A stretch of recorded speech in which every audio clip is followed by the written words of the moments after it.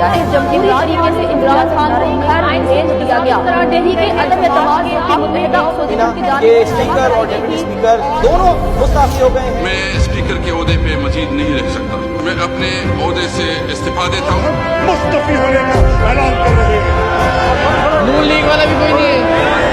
سر تاریخ میں لکھا جائے گا کہ دنیا میں ایک ایسا لیڈر بھی تھا جس کو خریدنے کے لیے دنیا کی دولت کم پڑ گئی. عمران خان کے جانے سے ایسا غم میں نڈھال ہوا ہے کہ 2 سے 3 دن ہو گئے ہیں سکتے کی حالت میں ہے. عمران خان نے آ کے ہم قبائلی عوام کو شعور دیا. ہمارے اوپر ڈرون حملے ہوتے تھے.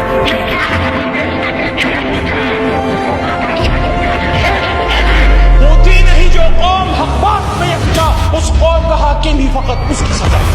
میں اگر سڑکوں پہ نکلایا نا تو آپ کے لیے چھپنے کی جگہ نہیں ہوگا.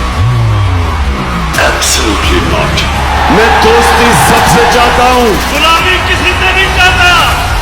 ہر پاکستان کے شہر میں نکلوں گا.